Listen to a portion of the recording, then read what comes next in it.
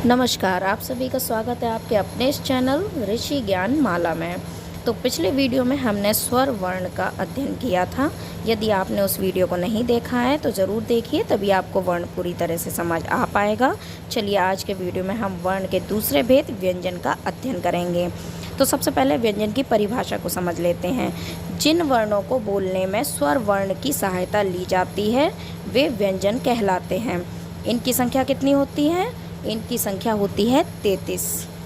व्यंजन के प्रकार, अब व्यंजन के प्रकार को क्लियर करते हैं। व्यंजन कितने प्रकार के होते हैं? तो व्यंजन 3 प्रकार के होते हैं। स्पर्श व्यंजन, अंतःस्थ व्यंजन और ऊष्म व्यंजन। स्पर्श व्यंजन कौन कौन से होते हैं? स्पर्श यानी छूना।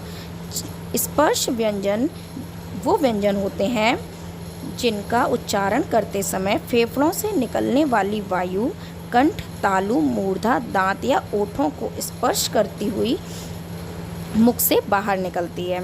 उन्हें स्पर्श व्यंजन कहते हैं। जैसे क से लेकर म तक 25 स्पर्श व्यंजन हैं।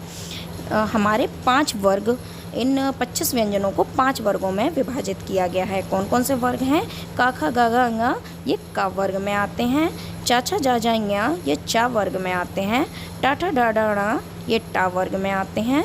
ता, था, दा, दा, ना ये ता वर्ग में आते हैं।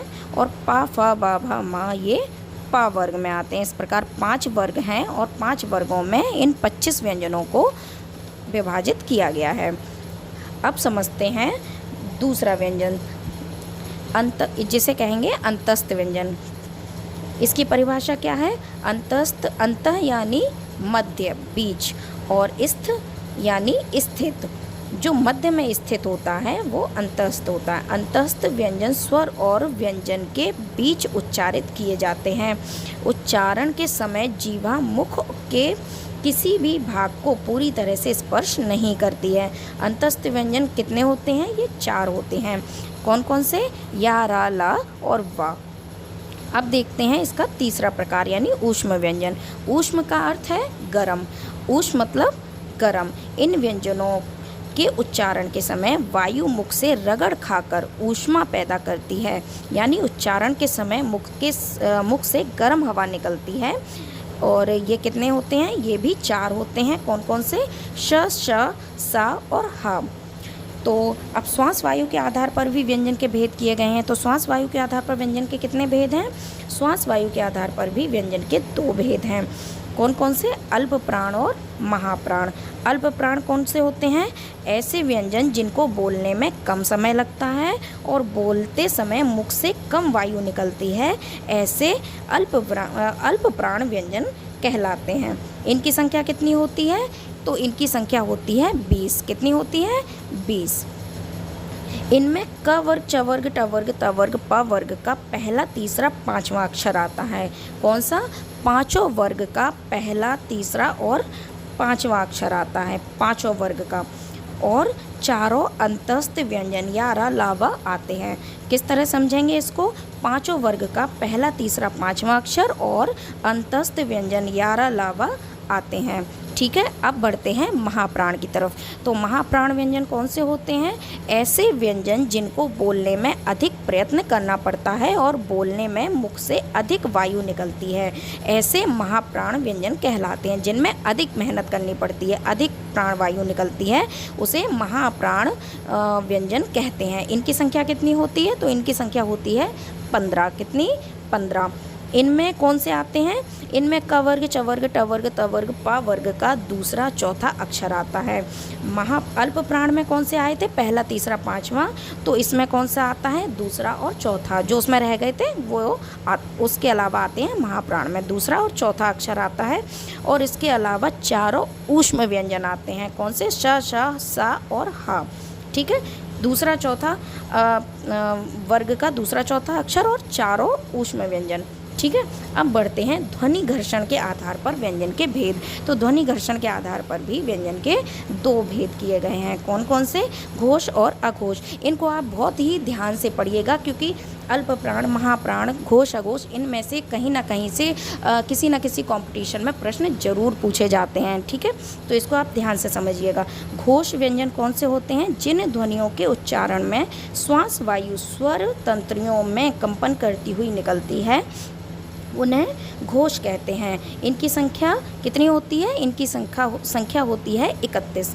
इनमें सभी स्वर अ से औ तक प्रत्येक वर्ग के अंतिम 3 व्यंजन आते हैं, जैसे कि ग घ ङ, जा झा ञ, डा ढा ण, दा धा न, बा भा म और अंतस्थ व्यंजन यारा लावा तथा ऊष्म व्यंजन का हा आता है। ठीक है, तो पांचों वर्ग के पीछे के 3 वर्ण, ठीक है, 5 वर्ग बताए थे ना अभी, उन पांचों वर्ग के पीछे के 3 वर्ण और अंतस्थ व्यंजन चारों यारा लावा तथा ऊष्म व्यंजन का हा, ये होते हैं घोष वर्ण। ठीक है, क्लियर हो गया होगा। अब आते हैं अघोष। तो अघोष कौन से होते हैं? जिन ध्वनियों के उच्चारण में श्वास वायु स्वर तंत्रियों में कंपन नहीं करती है। घोष में क्या होता है कि श्वास वायु कंपन करती है और अघोष में श्वास वायु कंपन नहीं करती है, उन्हें अघोष वर्ण कहते हैं। इनकी संख्या कितनी होती है? इनकी संख्या होती है 13। इनमें प्रत्येक वर्ग के प्रथम 2 व्यंजन आते हैं। घोष में पीछे के 3 आ गए, अब अघोष में आगे के 2 आते हैं। ठीक है, तो कौन कौन से होते हैं? प्रत्येक वर्ग के आगे के 2, जैसे क ख, च छ, ट ठ, त थ, प फ और ऊष्म व्यंजन तीनों सा आते हैं। ऊष्म व्यंजन के तीनों सा, श श और सा आते हैं। ठीक है, ये हो गए अघोष। अब आते हैं अन्य वर्ण की तरफ। अन्य वर्ण कौन कौन से होते हैं? अनुस्वार, विसर्ग, आगत ध्वनि, संयुक्त वर्ण, ये सब होते हैं। और बाकी के वर्ण तो अब इनको भी एक एक करके समझ लेते हैं। तो अनुस्वार क्या होता है? अंग। अंग में आ के ऊपर जो बिंदु लगा होता है उसको अनुस्वार कहते हैं। इसका प्रयोग अक्षरों के ऊपर किया जाता है, जैसे शंकर, बंदर, दिनांक, गंगा। अब इनको एक चीज़ आपने देखी होगी, बंदर में बा पे अंक की बिंदी और दा और रा वर्ण लिखकर भी बंदर लिखा जाता है, और एक बा और आधा ना, दा और रा ऐसे बनाकर भी बंदर लिखा जाता है। ऐसे ही दिनांक भी दा पे छोटी की मात्रा, ना पे बड़िया की मात्रा और अंक की बिंदी और का, ऐसे भी दिनांक लिखते हैं। और दा पे छोटी की मात्रा, बड़ा ना और का में अंगा लगाकर भी दिनांक लिखते हैं। तो इन अंक की बिंदी और इन वर्णों का क्या अंतर है, इसको हम आपको एक शॉर्ट वीडियो बना के उसमें समझाएंगे, तो आप जुड़े रहिए हमारे साथ। ठीक है, तो अब आगे पहले इन वर्ण को क्लियर कर लेते हैं। तो अब आगे बढ़ते हैं विसर्ग की तरफ। विसर्ग क्या होता है? आहा। आ में आगे जो 2 बिंदु लगे होते हैं उसे विसर्ग कहते हैं। ये अक्षरों के आगे लिखे जाते हैं, जैसे प्रातः, अतः, अंततः आदि। ये ज़्यादातर संस्कृत शब्दों के साथ ज़्यादा प्रयोग किए जाते हैं। ठीक है, अब आते हैं आगत ध्वनियों की तरफ। आगत ध्वनियाँ कौन सी होती हैं? जैसे ओ, अर्धचंद्र जो ऊपर लगा देते हैं, बिना बिंदी का जो चंद्र बिंदु होता है ना, उसमें बिंदी भी लगी होती है, तो वो बिंदु नहीं लगाते हैं तो उसको अर्धचंद्र बोलते हैं। तो अर्धचंद्र जो लगा होता है, जैसे ओ, तो ये ज़्यादातर ना अंग्रेजी शब्दों के साथ इनका प्रयोग ज़्यादा होता है, जैसे डॉक्टर, कॉफ़ी, टॉफ़ी, बॉल। ठीक है, और एक होता है जैसे का के नीचे बिंदी लगी होती है, गा के नीचे, जा के नीचे, तो ये ज़्यादातर आप देखेंगे उर्दू शब्दों के साथ ज़्यादा प्रयोग होता है, जैसे गज़ल, फजल, इस तरह से लिखा जाता है, तो नीचे जा के नीचे बिंदु लगा देते हैं। तो ये उर्दू शब्दों के साथ ज़्यादा देखा गया है इस तरह से। तो ये आगत ध्वनियाँ हैं। ठीक है, अब आगे बढ़ते हैं संयुक्त वर्ण की तरफ। संयुक्त वर्ण कौन से होते हैं? वर्णों का मेल वर्ण संयोग कहलाता है। जब वर्ण मिलकर बनते हैं तो उनको संयुक्त वर्ण कहते हैं। ठीक है, इन वर्णों के अलावा हिंदी भाषा में कुछ संयुक्त वर्ण का भी प्रयोग किया जाता है। ये वर्ण कौन से हैं? क्ष, त्र, ज्ञ और श्रा, ये 4 वर्ण संयुक्त वर्ण कहे गए हैं, क्योंकि ये अकेले नहीं होते, ये और 2 वर्णों से मिलकर एक वर्ण बना होता है। जैसे क्ष क्या होता है? का में हलंत लगा होता है, प्लस शा पा वाला शा होता है, और इन दोनों को मिला के क्ष बनता है। ठीक है, इससे शब्द बनता है जैसे भिक्षा, क्षमा, ये बनते हैं ना। ऐसे ही ता में हलंत और रा, इसको मिला के त्रा बनता है। ऐसे ही शीटी वाला शा, उसमें हलंत और रा मिला के श्रा बनता है। ऐसी जा में हलंत और आ मिला के ज्ञा बनता है। ठीक है। इनसे वर्ण, इनसे जो शब्द हैं जैसे त्रा से त्रिशूल, त्रिभुज, श्र से श्रमिक, विश्राम, और ज्ञा से संज्ञा, विज्ञान, इस तरह से बनते हैं ना शब्द, देखे होंगे। अब ये जो पहले हम लोगों ने पिछले वीडियो में देखा था कि मैंने बताया था कि कुछ लोग, कुछ जो विद्वान हैं उन्होंने वर्णमाला में 44 वर्ण बताए हैं और कुछ जगह 48 भी लिखे हुए देखे जाते हैं। तो उन दोनों में क्या फ़र्क है, मैंने कहा था आगे बताऊँगी। तो उन दोनों में यही फ़र्क है कि कुछ विद्वानों ने इन संयुक्त वर्णों को वर्णमाला में प्रयोग किया। अगर प्रयोग किया है तो वो उन्होंने 48 वर्ण माने हैं। जैसे क्षेत्र, ज्ञा और श्रा, इनको सब प्रत्येक जगह आपने लिखा नहीं देखा होगा। तो जो विद्वान इनको नहीं मानते हैं वो 44 वर्ण मानते हैं वर्णमाला में, जो इनका प्रयोग करते हैं वो 48 मानते हैं। यही इसका फ़र्क है। ठीक है। तो अब इसको आगे समझ लेते हैं। उच्चारण स्थान की दृष्टि से वर्णों का वर्गीकरण। तो उच्चारण स्थान की दृष्टि से वर्णों का वर्गीकरण आप देख लीजिए। तो स्वर, व्यंजन और उनके स्थान के अनुसार ये कहाँ बताए गए हैं। स्वर जैसे अ और बड़ा अ, ऐसे व्यंजन क, ख, ग, घ, ङ और हा, ये कहाँ, इनका उच्चारण स्थान कहाँ है, मतलब कहाँ से बोले जाते हैं। तो ये कंठ से बोले जाते हैं। इनका उच्चारण स्थान क्या है, कंठ है, गले से बोले जाते हैं ये। अब ई और बड़ी ई और व्यंजन च, छ, ज, झ, या और श, इनका उच्चारण स्थान कहाँ है। इनका उच्चारण स्थान है तालव्य। तालव्य यानी तालु, जो ऊपर दांत, ऊपर वाले दांतों के ऊपर का हिस्सा होता है ना, उसको तालु कहते हैं। तो ये तालु में जीभ लगा के जो बोले जाते हैं, च, छ, ज, तो ये तालव्य वर्ण होते हैं। अब आगे आते हैं रि, ट, ठ, ड, ढ, ण, र, श, ड और ढ, ये मूर्धन्य।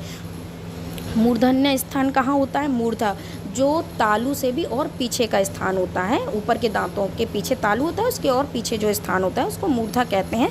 वहाँ पे जीभ का अगला हिस्सा लगा के जब पलट के जीभ बोली जाती है तो उसको मूर्धन्य स्थान बोलते हैं।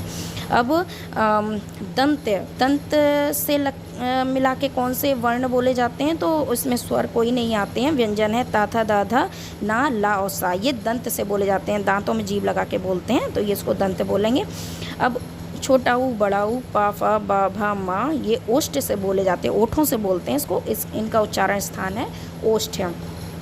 ए और ऐ स्वर, इनका स्थान है कंठ और तालव्य। ये कंठ और तालु दोनों से मिलके बोलते हैं, इनको कंठ तालव्य बोलेंगे।